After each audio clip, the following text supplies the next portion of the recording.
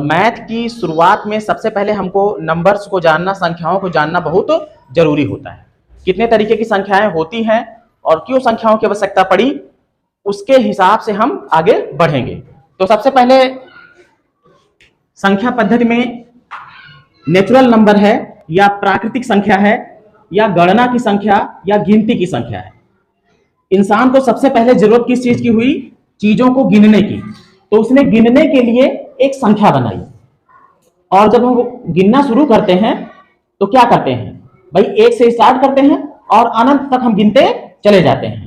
तो ऐसी संख्याएं जिनसे चीजों को गिना जाता है वे संख्याएं क्या होती हैं? प्राकृतिक संख्याएं होती हैं या नेचुरल नंबर होती हैं या गणना की संख्या होती हैं या गिनती की संख्या। ये 3-4 नाम जो हैं ये आपको समझना होगा। तो कौन सी संख्या है? वे संख्या है जिनसे हम चीजों को गिनते हैं। जैसे अगर हम गिनना शुरू करते हैं, मान लीजिए हम साइकिल गिन रहे हैं, तो हम कहां शुरू करेंगे? 1 से। 1 2 3 4 5 6 7 8 ऐसे गिनते चले जाएंगे। तो प्राकृतिक संख्या जो है वो हमारी शुरू कहां से होती है? 1 से। पहले 1, फिर 2 3 4, फिर 5 6 7 8 9 10 11 ऐसे करते करते कहां तक जाएगी? अनंत तक जाएगी। कहां तक जाएगी? अनंत तक। फिर उसके बाद जब प्राकृतिक संख्या बन गई, चीजों को गिनना शुरू हो गया, फिर उसके बाद गणितज्ञों ने सोचा कि मिलाना और अपने से हटाना, जैसे दो चीजें हैं अलग अलग हैं, उनको एक दूसरे में मिलाया जाए। तो जब मिलाने की बात आती है तो जोड़ने की बात आ जाती है। जब उसमें से बाहर हटाने की या निकालने की बात आती है तो किसकी बात आती है? घटाने की बात आती है। पूरी गणित में सिर्फ दो ही चीजें होती हैं, एक जोड़ना और एक घटाना, एक जमा करना और एक घटाना। इसी पर आधारित होता है गुणा और भाग। जोड़ने की लगातार क्रिया पर गुणा बन गया है और घटाने की लगातार क्रिया पर भाग बन गया है। तो कुल मिला के देखा जाए तो गणित की जो मूलभूत संक्रियाएं हैं, जो मूलभूत क्रियाएं हैं, वो दो ही हैं। वैसे तो 4 मानी जाती हैं, जोड़ घटाना गुणा भाग, लेकिन सच में कितनी है? 2 है। एक जोड़ना और दूसरा घटाना। तो कहने का मतलब जब गणितज्ञों ने जोड़ घटाना शुरू किया तो उनको अन्य संख्याओं की आवश्यकता पड़ने लगी, क्योंकि इसमें देखोगे 5 6 7 8 9 10 11 12 ऐसी संख्याएं होती चली गई थी अनंत तक। लेकिन जैसे मान लीजिए जोड़ना घटाना शुरू किया तो जोड़ने के लिए तो ठीक है भाई, 3 में 4 जोड़ा तो 7 आया, तो 7 इसमें है कि नहीं है? है कि नहीं है? 5 6 7 8 9 10 इसमें है नहीं? जो बिंदी बिंदी रखी मतलब अनंत तक ये जाएगी, कभी खत्म नहीं होगी। तो इसमें 7 है भाई। 5 यहाँ पे 6 होगा, फिर यहाँ 7 होगा, फिर 8 होगा, 9 होगा, 10 होगा, ऐसे होते चली गई ना संख्या। मैंने सारी संख्या लिखी नहीं है, क्योंकि लिखने लगूंगा तो संख्याएं लिखते रहोगे, पूरी जिंदगी बीत जाएगी, फिर भी संख्याएं कभी खत्म नहीं होंगी। तो जब जोड़ने का काम किया तो जो संख्याएं आती थी जोड़ने पर वो हमारी प्राकृतिक संख्या में मिल जाती थी। लेकिन जब घटाने वाला काम शुरू हुआ, जैसे कहा गया कि 4 में से 3 घटा दो, क्या घटा दो? 3, तो आता है कितना? 1। 1 हमारी प्राकृतिक संख्या में था, लेकिन जब 4 में से 4 घटाने की बारी आई तो आने लगा कितना? 0। 0 अलग से हमारी प्राकृतिक संख्या में नहीं था। तो एक नई संख्या की आवश्यकता हमको महसूस हुई। इसके अतिरिक्त जब मान लीजिए कोई कहा कि 4 में से क्या हम 5 नहीं घटा सकते, तो कहा कि भाई देखो घटा तो नहीं सकते क्योंकि 4 ही है, 4 में से 5 कैसे निकल आएगा? तो वहां पर नई चीज थ्योरी आई कि हम घटाना और जोड़ना, दरअसल होता क्या है कि जोड़ना का मतलब ये हो गया कि हम कोई चीज प्लस में करते जाएं, जमा करते जाएं, मतलब बढ़ते जाएं, और घटाना का मतलब ये हो गया कि वो कम होते जाए। क्या होते जाए? कम होते जाए। तो क्या ऐसी स्थिति नहीं होती है कि जितना हमारे पास रहा हो उससे भी कम होता चला जाए? जैसे मान लीजिए हमारे पास 10 रुपए हो और हम दुकान पे गए और हमने सामान 15 रुपए का ले लिया। कितने का ले लिया? 15 रुपए का ले लिया। तो 10 रुपए तो हम उसको दे देंगे क्योंकि हमारे पास है उतने, तो वो तो प्लस वाले हो गए। 5 रुपए जो हमारा उधार रह गया वो क्या हो जाएगा? माइनस में हो जाएगा ना। हम दुकानदार से कहेंगे कि हम आपको इसको बाद में देंगे, है ना। तो कहने का मतलब ये हो गया कि जब जोड़ घटाना गुणा भाग शुरू हुआ तो अन्य तरह की संख्याओं की भी आवश्यकता होने लगी। जैसे अब भाग देने वाली बात आ जाती है, गुणा करने वाली बात आ जाती, तो कैसे नई संख्याएं मिलती? जैसे कोई कहता है कि भाई 4 को तुम भाग दे दो 3 से। 4 को भाग दे दो किससे? 3 से। अब ये भाग कटेगा तो है नहीं, है ना। तो एक नई तरीके की संख्या दिखने लगी ना, जिसमें एक बटे की लाइन है, उसके ऊपर कुछ है और उसके नीचे कुछ है। तो ये कंडीशन जो बनी, ये अलग तरीके की संख्याएं देने लगी। तो जो पहली कंडीशन यहाँ पे बनी 0 वाली, इसने हमको दिया किसको? होल नंबर को दिया। किसको दिया? होल नंबर को, पूर्ण संख्या को। तो पूर्ण संख्या क्या थी? वो प्राकृतिक संख्या ही थी जो होल नंबर बन गई या पूर्ण संख्या बन गई। बस उसमें किसको मिला लिया गया? 0 को। तो हमारी जो पूर्ण संख्या बनी वो क्या बनी? 0 1 2 3 4, ऐसे होते होते कहां तक ये भी जाएगी, अनंत तक जाएगी। बात समझ गए।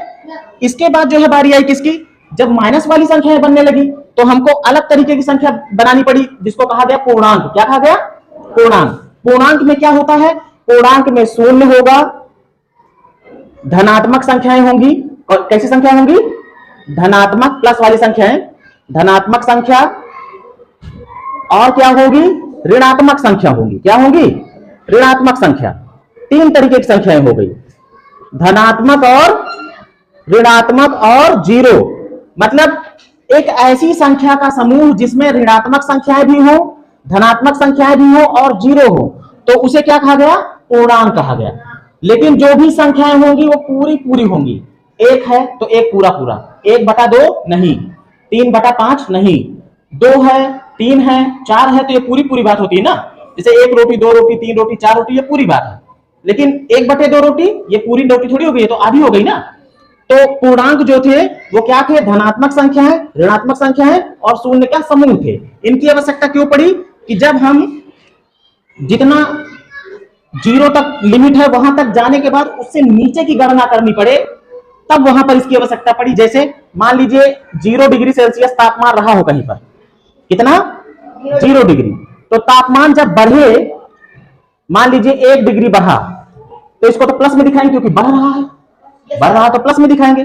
2 डिग्री बढ़ा, बढ़ रहा है, 10 डिग्री बढ़ा, बढ़ रहा है, तो इसको तो हम ऊपर की तरफ दिखाते चले गए। ये प्लस में है संख्या, कहीं माइनस लगा है, ये सी है, सी मतलब Celsius, 1 degree Celsius, 2 degree Celsius, ऐसे बढ़ता हुआ चला गया। लेकिन क्या तापमान घटता नहीं है, भाई चले जाओ उत्तराखंड में, नहीं जम्मू कश्मीर चले जाओ, लद्दाख चले जाओ, वहां पर तापमान माइनस में चला जाता है। मतलब 0 डिग्री सेल्सियस से भी नीचे कम हो जाए, मान लीजिए 1 डिग्री माइनस में चला गया, 0 से भी कम, मतलब बहुत ज्यादा ठंडी, फिर और तापमान कम हो गया, माइनस का 2 डिग्री सेल्सियस हो गया, फिर माइनस का 3 डिग्री सेल्सियस हो गया, ऐसे ही घटता हुआ तापमान चला जाए। अपने भारत में ही ऐसे ऐसे स्थान है कि माइनस के 50 डिग्री सेल्सियस तक टेम्परेचर चला जाता है। वहां पर भी मिलिट्री वाले जो होते हैं, सिपाही होते हैं, वो सेवा देते रहते हैं। इसी तरीके से ये तो हो गया घटना और बढ़ना तापमान का। हम देखें, अगर मान लीजिए कोई दाई दिशा में चले या बाई दिशा में चले, तो भी इसको इससे मदद ली जा सकती है। जैसे कोई कहा जाए कि कोई चीज बढ़ रही है, कोई चीज बढ़ रही है, तो उसको हम दाहिनी तरफ दिखाएंगे, और कोई चीज घट रही तो उसको किधर दिखाएंगे, बाई तरफ दिखाएंगे। बीच में क्या है हमारा, 0 है, बीच में क्या है, 0। जैसे अगर कोई 1 कदम आगे बढ़ रहा है, जैसे यहाँ पे खड़ा था, 1 कदम आगे बढ़ा, तो वो किसमें हो गया, एक उसका प्लस का हो गया, किसका हो गया, प्लस का। 2 कदम आगे बढ़ा तो 2 कदम प्लस का, 3 कदम आगे बढ़ा तो 3 कदम प्लस का, ऐसे ही बढ़ता चला जाएगा, किसमें, प्लस में। लेकिन जहां पे था उससे भी वो पीछे आए, तो माइनस का 1 कदम पीछे आया, फिर माइनस का 2 कदम, माइनस का 3 कदम। जहां पर था वो उसकी मूल स्थिति थी, आगे जा रहा तो प्लस में, और उससे भी पीछे जा रहा तो माइनस में। तो ये भी प्लस वाली संख्या को दिखाएगा और ये भी किसको दिखाएगा, प्लस वाली को। ये दोनों प्लस वाली हो गई ना, ऊपर और दाहिने, और नीचे और बाएं किसमें हो गई, माइनस में हो गई। बात समझ गए। जैसे समंदर की सतह से समंदर के ऊपर को नापना हो तो प्लस में, और समंदर के नीचे की गहराई नापनी हो तो माइनस में, है ना। अब इसके बाद देखो बारी आई किसकी, परिमेय संख्या की। इसकी वजह से जब बंटवारा शुरू हुआ तो वहां पर नई संख्या की जरूरत पड़ गई। जैसे 4 रुपए को 3 लोगों में बांटने की बारी आ जाए, तो बांटना क्या होता है, बांटना एक तरीके से भिन्न होता है ना। तो ऐसी शक्ल वाली जो संख्याएं बनने लगी तो नई संख्या बनी, उसका नाम था क्या, रेशनल नंबर। क्या नाम था, रेशनल नंबर या फिर परिमेय संख्या। परिमेय संख्या क्या होती है, वे संख्याएं जिन्हें P/Q किसके रूप में, P/Q के रूप में लिखा जाए। मतलब कोई अंश हो और कुछ हर हो, लेकिन जो Q हो वो 0 ना हो। ये कंडीशन है कि ये नीचे वाला कभी 0 नहीं होना चाहिए। और जो P और Q हो वो क्या हो, वो पूर्णांक हो। क्या हो, पूर्णांक हो। मतलब और P और Q क्या होने चाहिए, यहां पर जो संख्याएं होंगी वो क्या होंगी, पूर्णांक होंगी। क्या होंगी, पूर्णांक होने का मतलब क्या हो गया कि वो प्लस वाली भी हो सकती है, माइनस वाली भी हो सकती है। बात समझ गए। ऊपर 0 हो सकता है लेकिन नीचे 0 नहीं होना चाहिए, तो वो परिमेय संख्या हो जाएगी। अब देखो परिमेय संख्या और भिन्न, परिमेय संख्या और भिन्न, तो परिमेय संख्या और भिन्न में थोड़ा सा अंतर है। क्या है, अंतर है। जैसे हमने लिख दिया 3/4, ये भी प्लस में है, ये भी प्लस में है, एक जगह लिख दूं क्या, -3/4। तो ये वाली जो है वो भिन्न भी है, ये भिन्न भी है और परिमेय भी है। भिन्न व परिमेय दोनों है, ये क्या है, दोनों है। लेकिन ये जो है ये केवल और केवल परिमेय है, ये भिन्न नहीं है। ये केवल क्या है, केवल परिमेय संख्या है। अंतर समझो, जो परिमेय संख्या होंगी उसमें पूर्णांक होंगे, और पूर्णांक जो होते हैं वो प्लस में भी हो सकते हैं और माइनस में भी हो सकते हैं। लेकिन जो भिन्न होंगी उसमें केवल धन पूर्णांक रहेंगे, प्लस वाले ही रहेंगे, माइनस वाले नहीं रहेंगे। परिमेय संख्या में क्या होता है कि जो भी भिन्न या फिर जो भी p/q के रूप में वैल्यू लिखी होगी उसका मान हम निश्चित है ज्ञात कर लेंगे। क्या कर लेंगे, ज्ञात कर लेंगे। लेकिन जो अपरिमेय संख्या होती है इसका मान ज्ञात नहीं किया जा सकता। दरअसल होता क्या है, जो परिमेय संख्याएं होती हैं इसके अंदर का जो चैप्टर अगर आप देखोगे तो इसमें क्या होता है, अगर हम मान लीजिए भाग देते 10 को 3 से, 10 को भाग देते किससे, 3 से, है तो ये परिमेय संख्या है ना, भिन्न भी है। अगर हम भाग देते 3 से तो क्या बनता, 3 से आप भाग देते 10 को, ये कभी कटता ही ना, 3 3 9, दशमलव लगाते, एक आता यहाँ पे जो है 0 बढ़ जाता दशमलव लगा के, फिर 3 3 9, फिर एक बचता, दशमलव लगा, ये 0 फिर से बाहर को, फिर 3 3, ये 3 3 3 3 होता चला जाएगा, है ना। आगे जाके ये कहीं कट नहीं रहा, लेकिन रिपीट तो कर रहा, रिपीट कर रहा ना, मतलब ये क्या हो रहा है, रिपीट है, रिपीटिंग है इसमें, इसमें क्या है, रिपीटिंग है, लेकिन कट नहीं रहा है, कट नहीं रहा, मतलब नॉन टर्मिनेटिंग है, नॉन टर्मिनेटिंग, टर्मिनेट मतलब कटना, ठीक है, नॉन टर्मिनेटिंग है।